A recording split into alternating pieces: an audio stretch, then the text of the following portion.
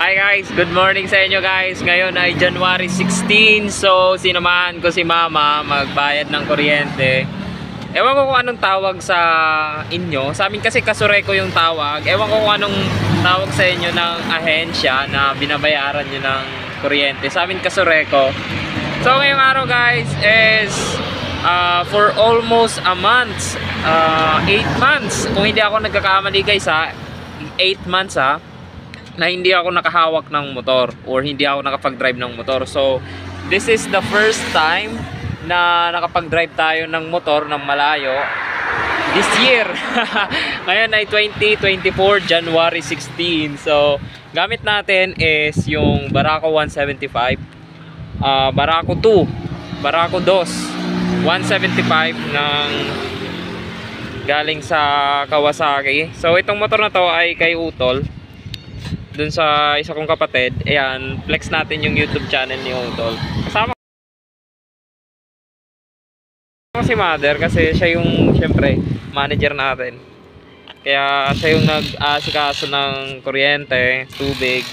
Siya yung nagbabayad, diba? Medyo nakakapanibago mag-drive kapag mahigit sa ilang buwan, 8 months nga kung hindi ako nagkakamali na nagda-drive ng bago nakapag-drive ulit ng motor. So nakakapanibago, but anyway, na-manage naman natin na ma-handle ng maayos yung pagpapatakbo nito. So ewan ko kung nasa break-in period pa lang tong motor na to guys, no? Kasi ang usually nagagamit nito is yung pinsan kong isa. Nakabayad ka naman? Ayan yung mother ko, napakaganda kong mother. So sasama siya pala guys. Pag biyahe ko ng Manila, sasama si mama para anong gagawin mo sa Manila ba? Maghahatid lang siya ng kasambahay dun sa dati niyang pinapasukan. But anyway, so larga na ulit kami guys kasi nakabayad na kami ng kuryente. And then anong sunod natin gagawin, ma? Market. Pupunta kami sa market guys. Tapos yun, pagkatapos uwi na. So yan lang naman yung agenda namin ngayong araw. So maya update ko ulit kayo guys, no? Saan tayo magpapalinis ka ng kuko? Kalan ko naman sa PC itong ito. Saan tayo magpapalinis ka ng kuko? Kalan ko naman sa PC itong ito ba ka? Oo nga, pag naka-niyaon ka na dun sa palinisan ng kuko para iwan ko to dun mga gamit. Hotline ba gano'n? Itong 77. Ano pong 77? Gino, sa lutuhan sa kapto dyan sa may Ano pong babakalong ko sa imo? hot nga na, itong hot 77.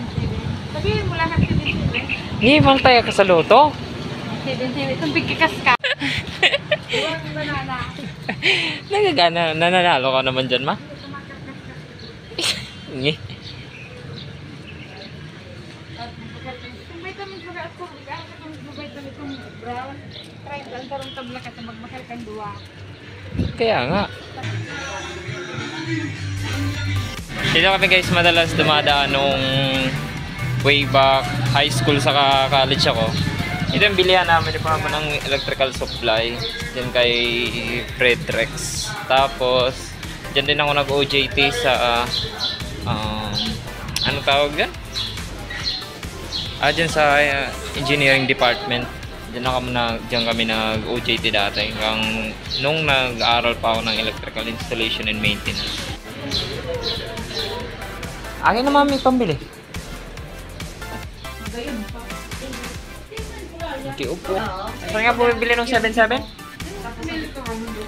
Sige po. Ewan ko, iwan ko muna itong gamit. Sige ma.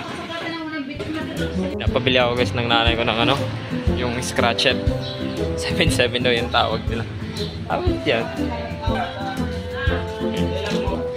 Kailan pa kaya natuto yung nanay kong mag-scratchet na yan? Sino kaya nagturo niya sa nanay ko? Dati hindi ko naman nakikita na yung scratchet yan eh. 77 daw. First time ko rin marinig kasi hindi naman ako yung 77 na yan. Mga scratches na yan eh. Hindi rin ako lalaro niyan or kumakaskas niyan. Pero lipangan ng nanay. Anyway. Dito ako pinapabili guys. Ay, sarap talaga maglakad sa sarili mong bayan guys. Ay, kailan kaya ako uuwi dito na meron naman akong konting, alam nyo na yun. Nakakamiss umuwi na meron ka naman kahit pa paanong, baon, kumbaga. Nakikita yun, hindi ko pwedeng sabihin yung accurate na term eh. Kailangan ko kayong paisipin na kung ano yung gusto kong i-point out eh. Diba? Wala kasi akong bit-bit nang umuwi ako eh. Kahit man lang, diba? Kaunti, no?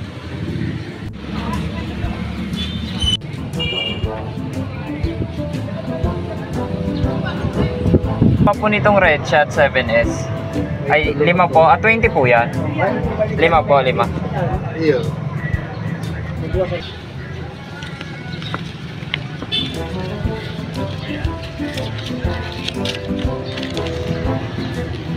Ang inay.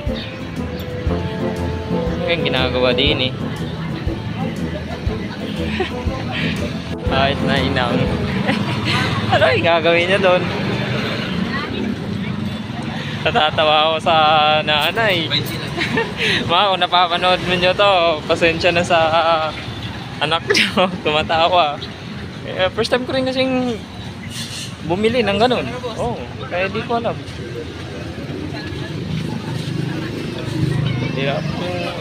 First time ko talaga bumili ng ganun guys. Kaya natatawa rin ako sa nanay. Guys, yan yung park. Ayan, yan yung park ng Calabanga. Ayan. Diba?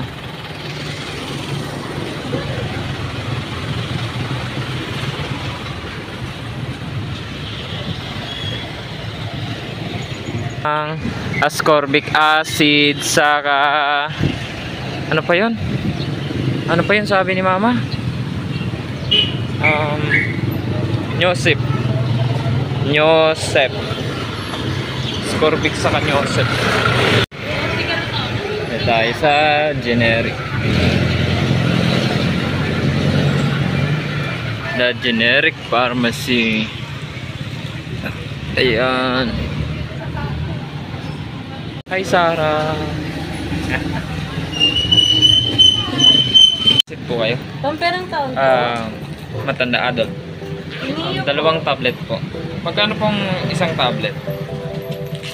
Ang one pot po, 28 po. Ang ganda. Opo. Dalawa niyan. Tapos Nyosep. May generic po kami ng news. Full set po ang brown. Magkano pong May Nyosep? Colgate no frost po. Yung news set po talaga, 7.75 po. Tapos Magkano isang tablet na ito? Yung yung branded po, 77.50 po. Ano po? 77.50. Itong dapula. Pwedeng kalahati lang nun. Itong dapula. Magkano? Ayun na lang. Available.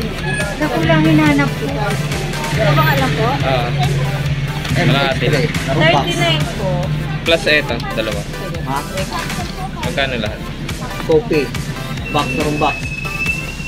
Ito magkano? Isang haba? 27.50 po. 27. Sige. Pura na yung resibo.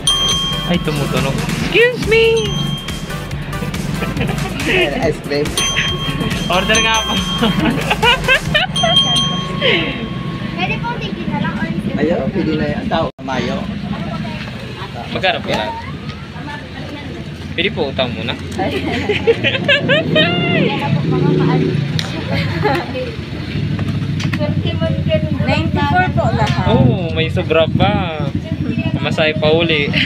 Ano, sobra pa o 20. Ayun na lang, at least bili ng gamot.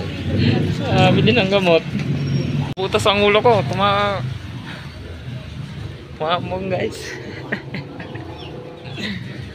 Ay, gagi. Mataas. Kikita tayo dito. Ay, nako. May naglilinis. Dito tayo daan.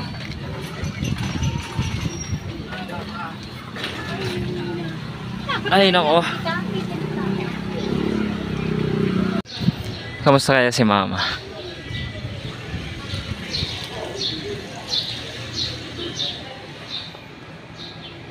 Nako, may wala. Bawal daw may bumili. Saan pala? Ano yan? Hindi na naman kita nagkaintindihan. Ayan. Hindi na pati pili balik ni.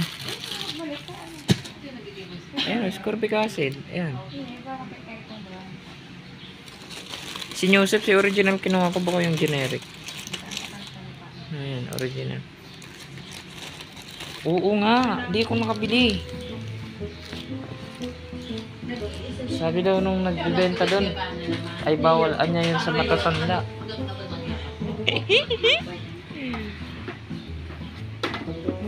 Ay, thank you Lord.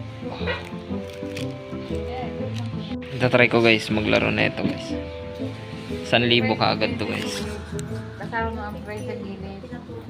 Price nito 170, 770, 20. Ayun guys, oh.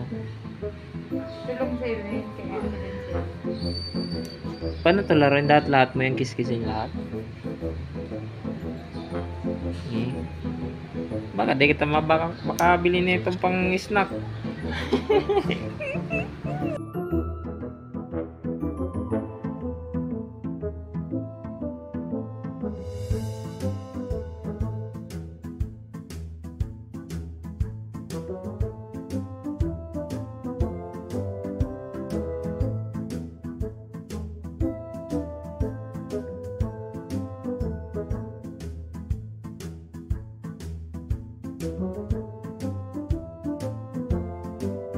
Focus muna ako dito guys, no.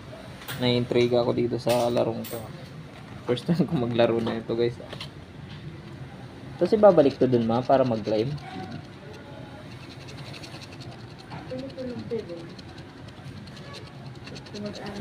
Eh pag hindi niya ako binigyan na itong presyo.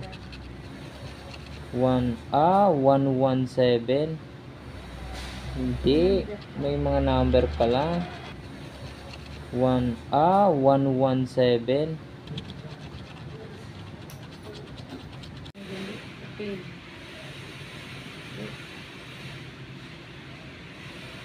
One one seven 798 977.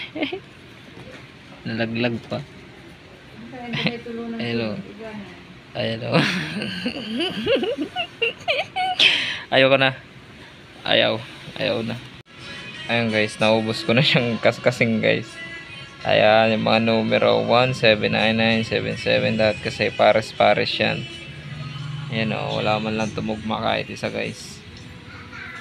Ayan. Next ko dito guys yung video na ginawa ni Bitmaster para ganito rin. Nagastos siya ng libong pera para dito. Bakit ribayo? Wala naman yung dapat tatlo nga. Dalawa lang naman magkakasunod. Oh. Wala. One pala yun eh. Tingnan nyo. Ito yung video niya guys. Saka yung sa description sa baba. Ilalagay ko rin yung link sa description sa baba guys. Ayan. Wala mo na pala. Alis na. Nag-enjoy ako kasi na-intrigue ako sa laban eh. First time kong ano na ito. Maglaro. But anyway. Mag-hi ka naman mo. Patingin mo yung kukumang. Akin. Akin na nga. Lo. Titingnan kasi. Da. Akin. Ayan na. Ay. Tada. So yan guys. Patapos na tayo dito. Pauwi na tayo guys. Medyo kagising ko lang guys kasi habang nagpapa-parlor si mama, nagpapagupit saka nagpapa-manicure kanina, nakatulog ako dun sa upuan. Tapos pagising ko, wala si mama, bumili daw nitong mga konting pangsangkap sa bahay na kinakailangan. Pagising ko, saan yung nanay ko? Niwan pala ako saglit kasi bumili lang dun sa kabilang grocery. So pauwi na tayo guys. So natapos na rin naman yung mga kailangan dito. Hanggang dito na lang muna guys yung update natin ng pag-stay ko dito sa bayan namin sa Calabanga. So hanggang sa muli guys, update ko ulit kayo sa mga susunod naman na araw. Let's go. Bye bye.